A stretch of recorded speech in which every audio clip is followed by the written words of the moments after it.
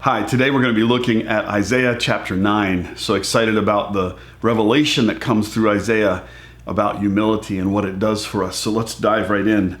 Nevertheless, that time of darkness and despair will not go on forever. There's a really good promise.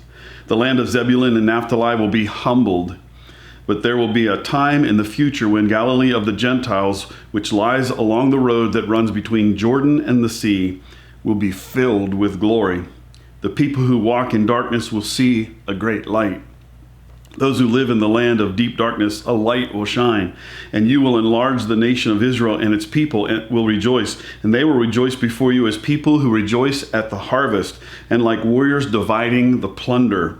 For you will break the yoke of their slavery and lift the heavy burden off of their shoulders. I love this powerful promise through the prophet Isaiah. I believe it is so powerful that it reaches into our lives today.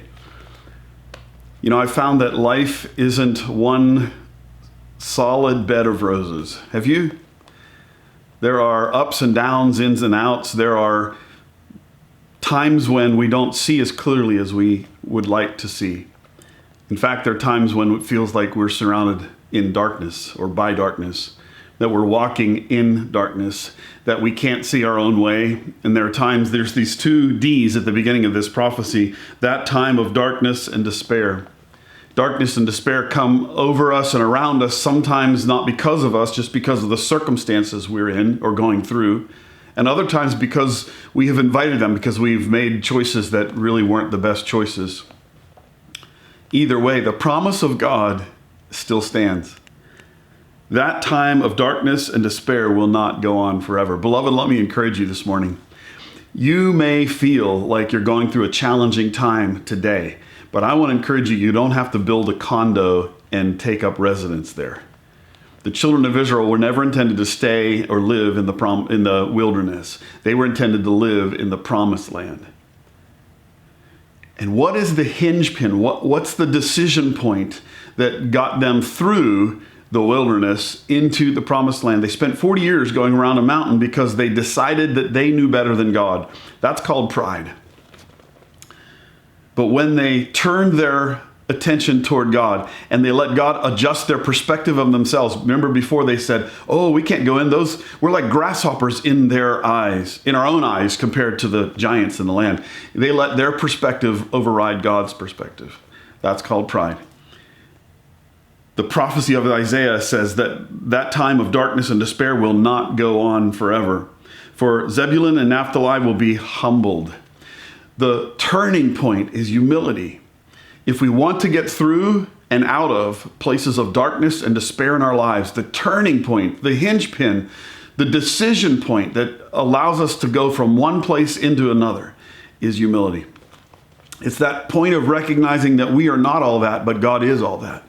That we don't know everything, but He does know everything. That we're not in control of everything, but He is in control. That's humility. It's an adjustment of our perspective of ourselves because our perspective of God has changed. Dear ones, humility is a great place to live. And there are two things that are going to happen when we walk in humility before God. Our darkness and despair are going to be exchanged for two things.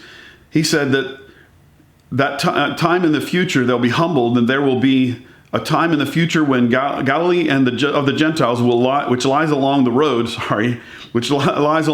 that runs between Jordan and the sea will be filled with glory, and the people who walk in darkness will see a great light. The darkness and despair of our lives will be exchanged for glory and light. Wow, what a promise. Just when we think we can't see, if we find our way into humility, to process our life not through our perspective but through God's, we will find that God will exchange our darkness and our despair for His glory and His light. Powerful. And it says that the people who walk in darkness will see. One of the things that darkness and despair does to the human soul is it causes us to close in. And we find ourselves closing our eyes during those times because we don't want to see what's coming. I want to encourage you, dear ones, in the middle of your darkness and despair, open your eyes. Because the promise of Isaiah, of God through Isaiah, is that those who walk in darkness will see the light. Open your eyes, for the light is coming. The glory of God is coming. And with humility, as it changes our darkness and despair into glory and light, with humility will come a season of fruitfulness and freedom. Because he says in verse 3, you will enlarge the nation of Israel, and its people will rejoice. They will rejoice before you as people at the harvest, and like warriors dividing the plunder. Can I say to you, it doesn't matter how much famine you went through in the last season of your life. It doesn't matter how much did not grow of your investment in the last season. When through humility, God begins to transform your darkness and despair into his glory and light, you will be ushered into a season of divine fruitfulness. Because God is going to enlarge you. Oh, what a promise. It's going to be God who enlarges you. And we are going to get the privilege of having joy in our lives because harvest has come. And we get to divide the plunder of the conquest of God in our lives.